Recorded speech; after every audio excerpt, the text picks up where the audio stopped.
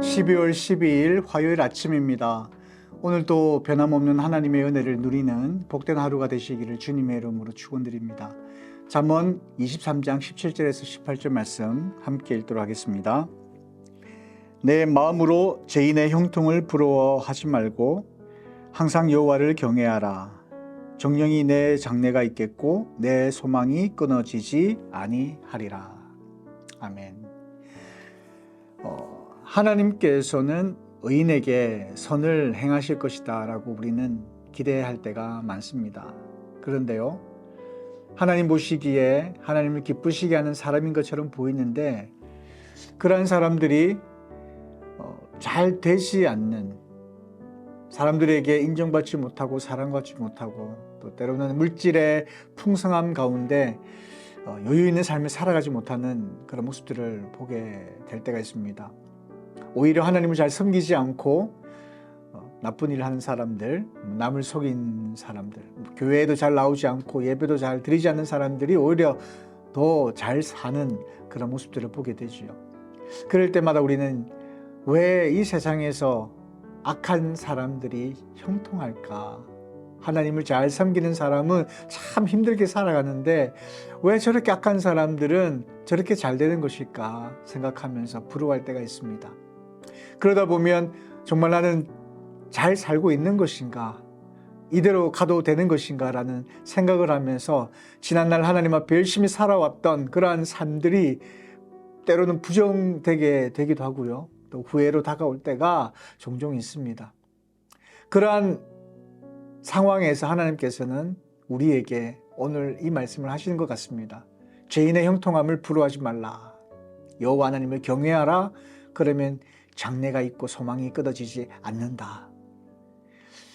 우리의 삶이 비록 보잘것없는 삶일지라도, 그리고 사회적으로는 남들에게 인정받지 못하고, 경제적으로는 생활이 안정되지 못하고, 육체적으로는 아픔이 늘 떠나지 아니하고, 정신적으로는 늘 고민거리가 산재해 있는 그런 삶을 우리가 살아가지만, 그래도 끝까지 하나님을 붙잡고 사랑하고 또 하나님을 경외하는 자에게 장래가 있다는 사실을 여러분 기억하시기를 바랍니다.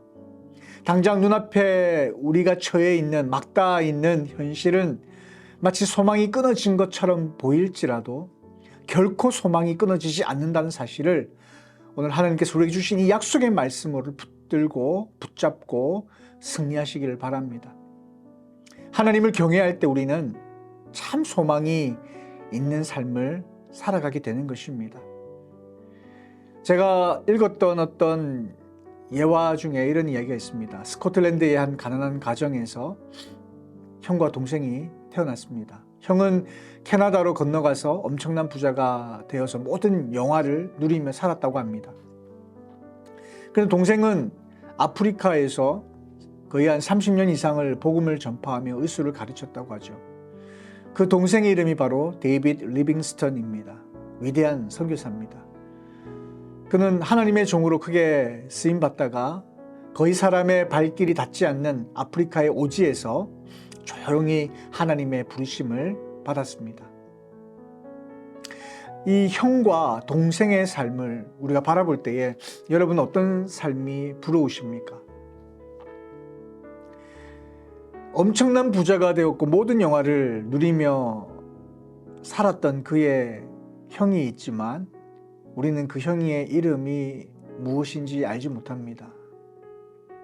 오히려 리빙스턴에게 형이 있었다는 사실조차 우리는 모르며 지내왔습니다. 이 둘 중에 누가 정말 가치 있는 삶을 살았을까요? 지금은 당장 우리 눈에 보이지 않는다 할지라도, 당장 눈에 어떤 보이는 것만을 따라가는 그런 삶이 아니라 영원한 세계를 바라보면서 믿음의 길을 걸어가는 것이 우리에게 참 가치 있고 의미 있는 길임을 우리가 인정하며 또 그런 삶을 살아가야 할 것입니다. 우리가 그런 삶을 살아가기 위해서는 우리의 마음을 세상에 두어서는 되지 않습니다. 우리의 마음을 세상에 두는 것이 아니라 하나님 나라에 두어야 할 것입니다. 하나님을 끝까지 신뢰하고 하나님을 경외하며 살아갈 때에 비록 우리가 살아가는 이 현실 속에서 어려움이 오고 또 이해되지 않는 일을 겪게 될지 모르겠지만, 그러나 장차 우리가 누릴 그 세상은 이 현실에서 누릴 수 있는 것과는 비교조차 할 수 없는 그런 복된 삶을 누리게 될 것입니다. 저 하늘나라에 우리의 마음을 두시고 오늘 하루도 승리의 삶을 살아가는 저와 여러분의 삶이 되시기를 주님의 이름으로 축원드립니다. 다 같이 기도하시겠습니다. 하나님 감사합니다. 오늘도 하나님의 사랑과 은혜 안에 저희를 보내주시고 지켜주시니 감사합니다. 하나님께서 저에게 주시는 은혜와 자비를 느끼지 못하며 살 때가 많았으며, 또한 저희들의 불편함과 불만족에 때론 아버지를 외면하고 살았음을 고백합니다. 아버지 사랑을 못 느끼며 무감각한 저희를 용서하여 주시옵시고, 아버지께서는 저에게 항상 좋은 것을 주시기를 원하시며 또한 쉴만한 물가로 저희를 인도하시지만, 저희의 욕심이 아버지의 뜻과 같지 아니하여 아버지의 인도를 거부할 때가 많음도 고백합니다. 저희의 이기적인 생각과 교만도 용서하여 주시옵시며 하나님을 믿고 따를 수 있는 저희가 되게 하여 주시옵소서.